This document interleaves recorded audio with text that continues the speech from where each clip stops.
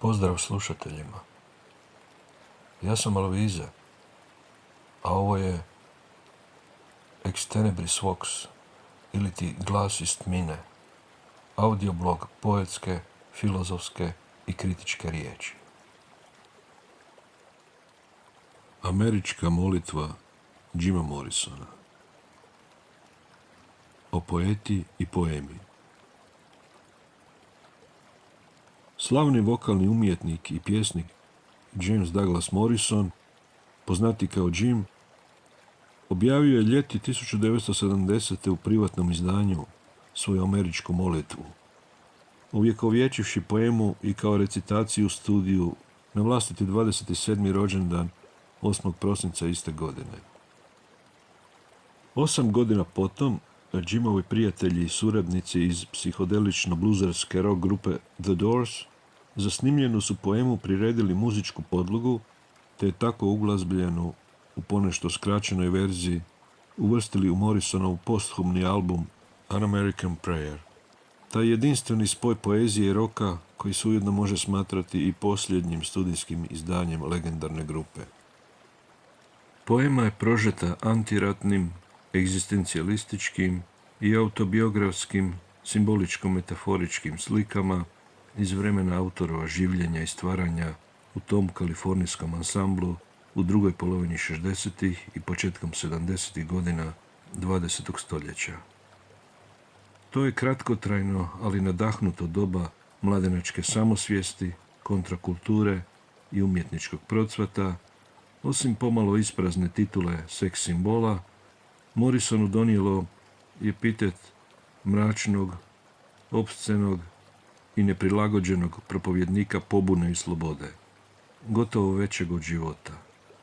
Na tom tragu on i u ovim stihovima iznosi ciničnu kritiku ubilačkog militarizma, bešćutnosti, konformizma i medijskog otuđenja.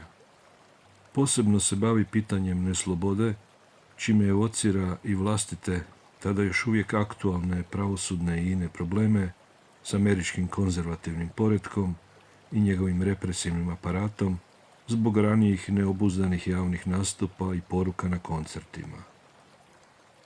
U poemi se, kroz elemente antičke, orijentalne, te osobito biblijske i neopaganske simbolike, jasno uočava autorov interes za mitološko, mistično, ritualno, funeralno, ali je također očiti njegov antireligijski stav. Iako zaneseno slavi život oslobođen strašću i oplemenjen umjetnošću, kroz poemu se, naposljednjen završni dio, kao središnji motiv provlači Jimova melankolična fascinacija smrću, tom sablasnom prijateljicom što zatvara životni krug bez da ga prekida, koju kao da predosjeća. S njome se na koncu, prerano i tragično, susreće već u rano ljeto 71. kao razočarani, progonjeni i opijatima načeti američki poeta u pariškom egzilu. Za razliku od već postojećih nekoliko prijevoda na hrvatski i bliske jezike, ja sam u novom prevođenju ove poeme samo donekle pratio izvorno objavljene oblike stihova i Jimov nesputan, avangardni pristup pisanju poetskih strofa. Njegov stil među ostalim uključuje slobodnu formu, manjkavu interpunkciju, neujednačeno pisanje velikih i malih slova, sklonost uporabi žargona i prenesena značenja. Oblik američke molitve, kakav ovdje predstavljam, znatno je više oslonjen na Morrisonovu glasovnu interpretaciju iste. Ona, po mom mišljenju, još snažnije i životnije od tiskane verzije, oslikava njegovu umjetničku ideju i inspiraciju, svjedočeći o osebujnom pjesničkom, ali i izuzetnom recitatorskom daru. Svako je pojedino odmicanje od izvornika ovdje učinjeno u svrhu prilagodbe duhu jezika prijevoda, te boljeg razumijevanja i povezivanja specifičnog i ne uvijek lako pojmljivog poetsko-filozofskog toka svijesti autora i njegova simboličkog imaginarija. U svakom slučaju, on nije bio umjetnik kojem je forma bila bitnija od sadržaja, pa želim vjerovati da bi ipak odobrio ovakav ponešto slobodniji pristup prenošenju svoga dijela u jedan ne baš bliski jezik. Dobro je znano da je Jim Morrison vjerovao u vrijednost osobnog doživljaja slušatelja i čitatelja, a samim time i prevoditelja. Uvodni tekst i prijevod nastali u Dalmaciji mjeseca prosinca 2021. Snimljeno u ožujku 2023.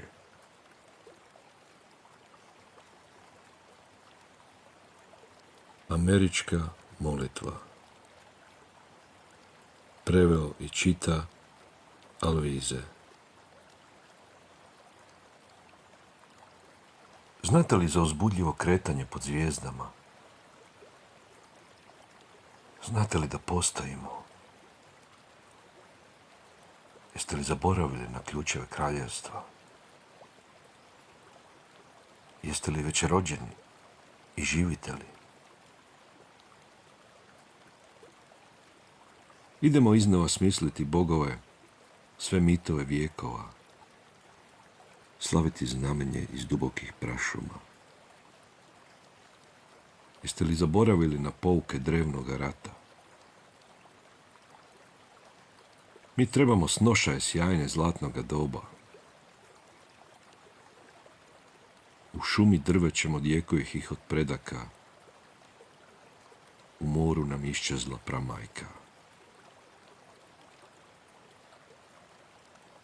Znate li da uklanja nas vode spokojni admirali i da masne trome generale opsceno pali mlada krv? Znate li da nama vlada TV? Mjesečina je beštija žedna krvi. Gerilske su bande te knizovi brojki u idućem zasadu mlade loze, združene za pohod na nevine pastire što upravo ginu. O velebni stvoritelju bića, udijeli nama još jedan čas da izvedemo svoju umjetnost i usavršimo živote naše. Leptiri noći i bezbožci posebno su uzvišeni i kad umiru. Mi živimo, mi mremo, a smrt to ne okončava. Nastavljamo s putovanjem u noćnu moru.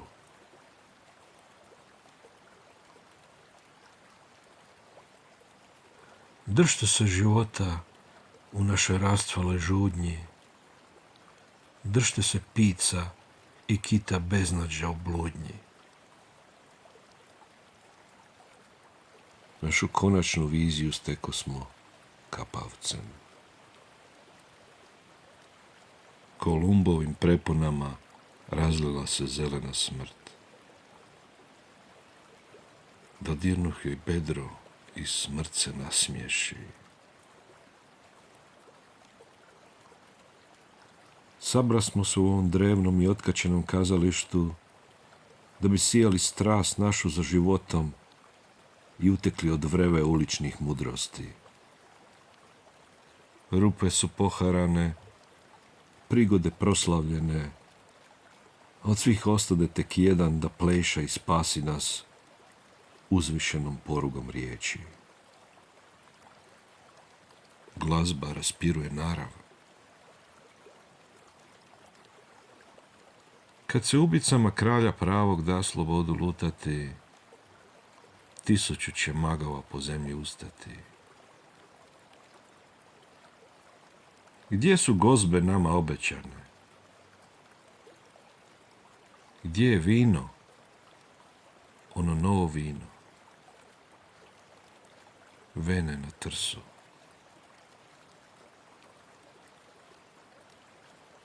Porugo kućna, podari nam čas za magiju. Nama od grimizne rukavice, nama od čvorkova leta i baršunaste ure, nama od roda arapske miline, nama od sunčana svoda i tmine. Podari nam pouzdanje da vjerujemo strastvenoj noći, ufanje nam daju noć. Podari kolorit u 100 nijansi, krasnu mandalu zame i zate. A za tvoju kuću od cvilenih kušina, razum, mudrost i san. Presudo mučna, stigla je pote poruga kućna. Imali smo vjeru tada u vremena dobra stara. Na ovu skromnu putu mi još čuvamo sada dobrote koje djelo i prepuštamo zaboravu neviteško to čelo.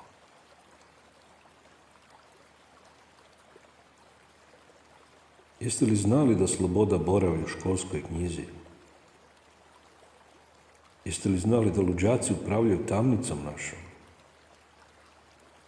Unutar zatvora, unutar ćuze, u bijelome vrtlogu protestanata slobode, mi naglavce visimo na ivici dosade, posežemo za smrću na ogorku svijeće, tragamo za nečim što već nas je snašlo. Kraljestva vlastita možemo smisliti i grimizne tronove krasne, u posteljama od hrđe moramo zamisliti da prijestolja ljubavi strasne.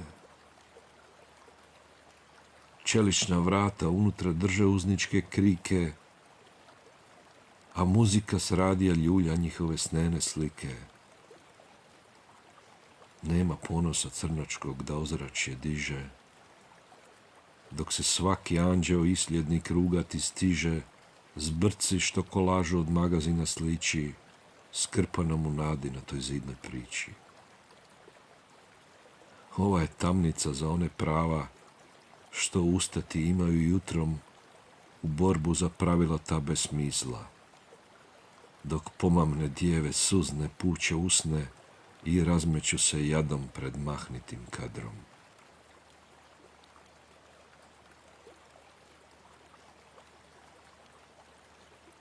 Ah, muka mi od kolebanja, življenje u svjetlu tih prizemnih okrutnih stega. Slugani drže vlast, pasi sinovi i njihove zlobne žene, što jadnim gunjem prekrivaju naše mornare. A gdje bijeste u času našeg pada? Sukali brk ili mrvili cvat? Sit sam turobnih lica, što u mene steve tornje zure. Želim si ruže u sjenici vrta, kužite? Krajevski pupoljci, rubinke sad nek smijene u blatu odbačene neznance, te mutante, krvavo gnojevo za mladicu u brazdi. Oni čekaju povesti nas u vrt od rješenja.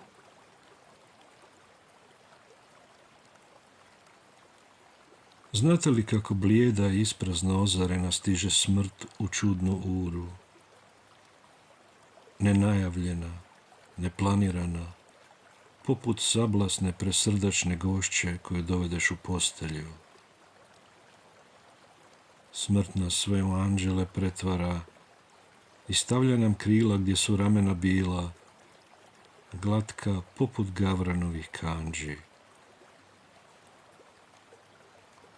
Nema više novca, ni odjeće fine, u tom kraljevstvu drugom, što najboljim se čini, dok kroz usta druga incesne sine i zakon ubilja pokornost ne mine.